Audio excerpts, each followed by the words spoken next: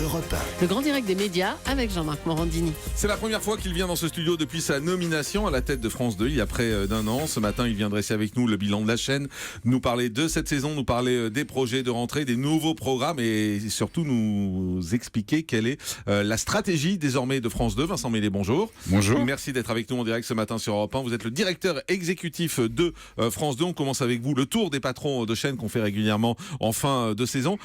D'abord, c'est pas trop galère, France 2? Non. Service public, beaucoup de monde, beaucoup de programmes, beaucoup d'enjeux, beaucoup de pression. Vous dites pas parfois, mais c'est quoi cette galère dans laquelle je suis? Je vais vous dire, quand j'étais petit, je rêvais de faire ce métier, donc j'en prends le plaisir avec les inconvénients qui vont avec. Diriger une chaîne, c'est diriger des talents avec leur caractère. Mais à partir du moment où on aime les gens, les hommes, les femmes, on aime ce métier. Ouais, on dit beaucoup France 2, c'est une structure très lourde quand même. Chaque fois qu'on veut bouger un truc, il y a 25 000 autorisations à demander, il y a des gens à convaincre, etc. Ça, vous le vivez au quotidien? Oui, mais c'est comme quand vous jouez avec un casse-tête chinois. Ouais. Il y a toujours une solution. Et vous arrivez à trouver les solutions à tout ce que vous voulez? Oui, on trouve des solutions. Là, on va faire une nouvelle grille, donc c'est la solution de cette année. Après, on part sur une politique de 5 ans, avec une vraie volonté de changer les choses en 5 ans progressivement, étape par étape. Et bien entendu, il y a des choses qu'on devra aménager, faire évoluer au fur et à mesure. Vous avez dû faire des concessions depuis que vous êtes là, à certains animateurs en particulier? Il y a des baronnies à France 2. Moi, j'appelle pas ça des baronnies. On a des gens qui ont fait le succès de la chaîne et qui méritent le respect. Voilà. Donc, moi, je pars sur ce principe-là. Donc, c'est-à-dire, il y en a certains que vous auriez voulu virer, mais vous les virez pas parce qu'ils méritent le respect. En clair, si je traduis. Je ne suis pas venu en voulant virer les gens. Je veux dire, parce que je vois très bien à qui vous faites allusion. Je pense qu'on doit plus que le respect. Je veux dire, ils font le talent, ils ont un public. Qui s'appelle Patrick Sébastien, William Emergy, Michel Drucker. Ces gens-là ont fait la chaîne, font la chaîne encore aujourd'hui. Et mon objectif n'a jamais été de les virer, comme vous dites. Au contraire, avec eux, je me suis dit comment on fait pour préparer ces 5 prochaines années. Qu'est-ce qu'ils ont encore envie de faire? Comment ils veulent évoluer. Certains veulent changer leurs émissions, d'autres pas. Voilà, on a eu une discussion et honnêtement, ça s'est fait dans la grande entente avec leur caractère. Et je veux dire, il y en a certains qui ont un caractère plus facile que d'autres. Alors, voilà. vous avez cité 3 noms. On va commencer par ces 3-là. Ça donne une façon de commencer cette interview. William Emergy, par exemple, stop ou encore? Encore. Mais c'est vous qui le dites ou vraiment? Ça vient du fond du cœur ou? Non, mais clairement, il y a la question, on a discuté avec lui, d'une part, il a 2 fonctions. Il s'occupe à la fois de Télématin, qui est la spécificité de la chaîne. Bon, maintenant, on n'est plus les seuls à faire de la télévision vivante le matin, mais on n'était pas été les seuls. Vous avez pensé l'arrêter? Vous avez pensé l'arrêter en tant que présentateur à Télématin? Non. Jamais. Jamais. Et en plus, il s'occupe de toutes les matinées. Le producteur de cet programme, il lance beaucoup de talents aussi avec l'ensemble des chroniqueurs qui est là. Donc on continue avec lui. Au moins pour un an, en tant que présentateur. Au moins pour un an, voire 2. Voilà. D'accord. Clairement, je vais vous dire, pour aller très vite, on pense, comme je dis, les 5 années. Donc on est parti à peu près avec tous ces animateurs sur les 2 prochaines années. Après, on verra en 2018 comment on évoluera avec l'un après les autres. Michel Drucker, il était trop présent dimanche après-midi? Michel Drucker, moi ma question était là aussi de le relancer. Et c'est vrai que pourtant, 2 idées de rendez-vous, ça marchait très très bien. C'est vrai qu'il a des activités théâtrales cette année. On a évolué et c'est vrai que l'année quand je suis arrivé, il y avait le rugby, si vous vous rappelez, sur TF1 et on avait essayé un access plus long à ce moment-là et il avait pris beaucoup de plaisir à faire un access plus long. Donc en fait, il est parti très vite sur cette idée-là. Ça, c'est le discours officiel. Non, objectivement. Mais franchement. C'est plus pratiquement. C'est le discours officiel, ça. C'est pour enrober les choses, etc. En fait, vous trouviez qu'il était trop présent le dimanche après-midi. Vous aviez envie de renouveler les choses, de faire des économies, rediffuser Ruki. En plus, ça va vous coûter moins cher. L'idée d'économie, à partir du moment où on peut enregistrer 2 émissions à la fois tous les 15 jours, on fait de sérieuses économies. Donc c'était le sujet. Voilà. Mais très clairement, ça s'est passé dans le premier tournage auquel je suis allé le voir parce que à Studio Gabriel où on a dîné ensemble et la première idée qui est sortie, on sortait d'un tournage où justement il avait fait une version longue de l'Access et il a trouvé que c'était une manière de relancer son émission. Patrick Sébastien, c'est votre cam?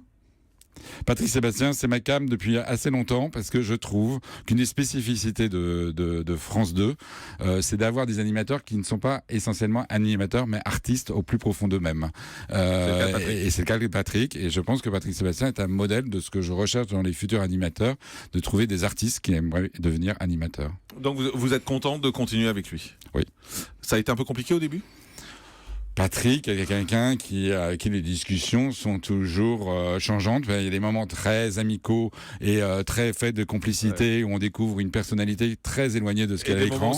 Et des moments un peu plus éruptifs. Mais j'avoue qu'on a été toujours d'une très grande franchise et je pense qu'on s'est très bien entendu. Alors vous avez parlé de William Lémergie, Patrick Sébastien, également Michel Drucker qui sont trois points forts effectivement. En revanche, Patrick Sabatier, lui, c'est fini. Hein. Oui, parce que Patrick Sabatier, quelqu'un aussi que je connais depuis très longtemps, je crois que j'avais 14 ans quand je le regardais sur TF1. Et sincèrement, au-delà de ça, je pense que la grève n'a pas prise avec France 2. Ça marchait pas trop mal, devenu pourtant, animateur. L'émission marchait bien, mais c'est pas devenu un animateur incarnant de France 2. Il n'avait d'ailleurs que ce jeu. Il s'en plaignait. Il voulait d'autres émissions qu'on développe avec lui. Et à partir de là, moi, j'avais plutôt envie, quitte à donner de la place à quelqu'un, à donner à des nouveaux visages et maintenir ceux qui faisaient l'identité de la chaîne. Donc Patrick Sabatier ne correspond pas à France 2. De fait, je ne sais pas si ça correspond ou ça correspond pas. Le fait qu'il n'animait qu'un jeu d'accès d'avant-soirée. Ça, c'est vous, c'est parce que vous parce qu'on ne lui donnait rien d'autre. C'est comme ça que j'ai trouvé la chaîne. Bien sûr. Non, mais vous auriez pu décider de lui donner des primes. J'aurais pu. Et c'est vrai que décidé de le mettre dehors. Voilà.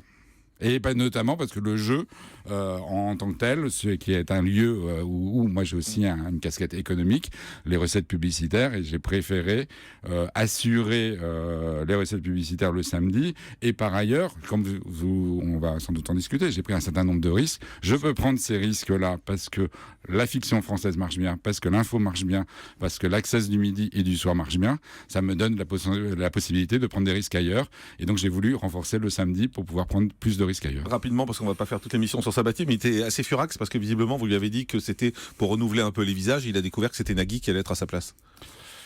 Il y a une heure, on peut passer pendant des heures sur les visages de notre rendez-vous. C'est vrai que je mets des nouveaux visages ailleurs, et donc c'est pour ça que je lui ai refusé des primes ou des secondes parties de soirée ailleurs, et que j'ai voulu prendre une plus grande sécurité le samedi en access. Alors on va parler du reste de la grille, du reste des projets. Trop de Sophie d'avant, Sophie d'avant?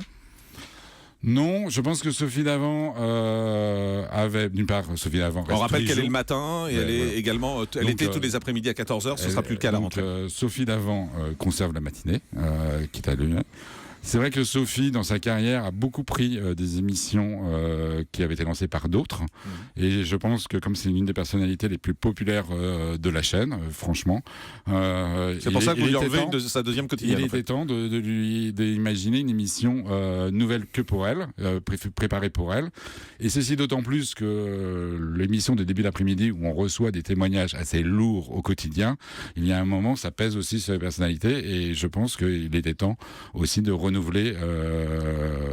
genre qu'elle animait. Elle sera donc remplacée par Frédéric Lopez, qui animera un talk show qui donc sera positif là. Avant tout... Parce que c'est pour faire la même chose, ça sert à rien. Bien, je vous remercie. Je n'y aurais pas pensé tout seul. C'était une constatation, pas une idée que je vais vous donner.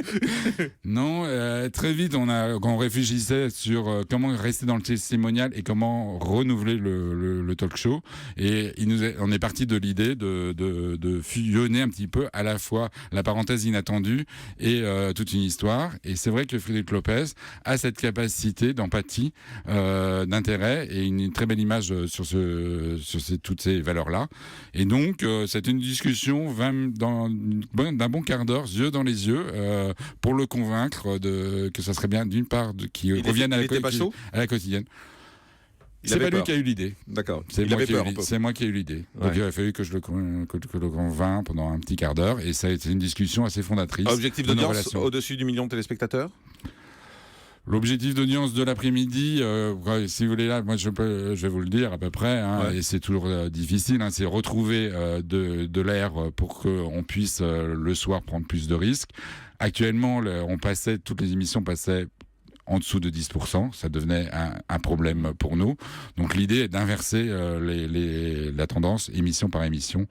Mais c'est vrai que Sophie Davant a laissé quand même l'émission à peu près à 10-11%, donc c'est là où il y avait le plus de téléspectateurs. Stéphane Bern animera lui une émission principalement du reportage. Voilà. Stéphane Bern, valeur sûre de la chaîne là-dessus. Avec une volonté de refonder, de recentrer Stéphane Bern sur son image telle qu'elle est, c'est-à-dire quelqu'un qui rend accessible la culture. Et pour moi, c'est assez important, d'une part pour l'image de France 2, et aussi de rendre un peu plus cohérent l'ensemble des émissions qu'il anime chez nous. Vrai Paris, nouveau visage, Amanda Scott qui va arriver l'après-midi pour un talk show. On a dit un peu à la Hélène DeGeneres, un peu à la Oprah Winfrey. Oui, parce qu'on dit souvent ça quand on n'est pas prêt. Mais j'espère que ce sera un talk show à la Amanda Scott. Très clairement, très vite, avec les équipes, j'ai donné comme mission de trouver des nouveaux visages. On en a repéré 2, essentiellement, en tout cas pour le public de France 2, parce qu'ils ne sont pas très connus. Et donc, il y a Amanda Scott, qui pour nous prend l'image, le son, qui était une vraie personnalité. Elle a 27 ans, donc c'est un vrai pari de jeunesse. On parie sur elle, et j'espère que non seulement on réussira ce pari-là, mais qu'on pourra développer d'autres programmes dans les saisons futures avec elle. Autre pari, Thomas Tauroud. Ouais.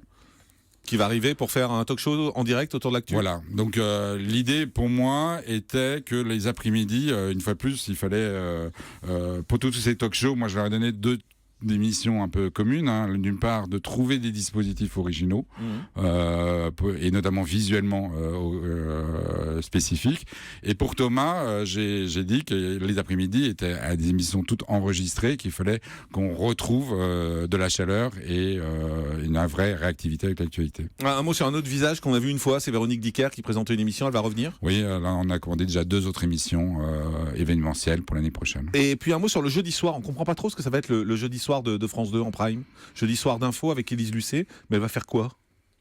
Une émission, la grande qualité de France 2 a été de faire une émission de grands reportages en première partie de soirée. On a voulu renouveler le genre, donc elle va animer des grandes soirées de l'info, première et seconde partie de soirée.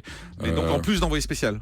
Ça sera non, c'est envoyé spécial. Elle va animer envoyé spécial. Elle va animer envoyé spécial. D'accord. Qui va fédérer les équipes d'envoyé spécial et de complément d'enquête pour faire une grande soirée, première et seconde partie de soirée, tous les 15 jours. Nicolas Poincaré reste. Oui, pour animer le complément d'enquête de seconde partie de soirée. Et l'émission de l'anglais sur l'écho reste aussi. Oui. Qui sera en prime.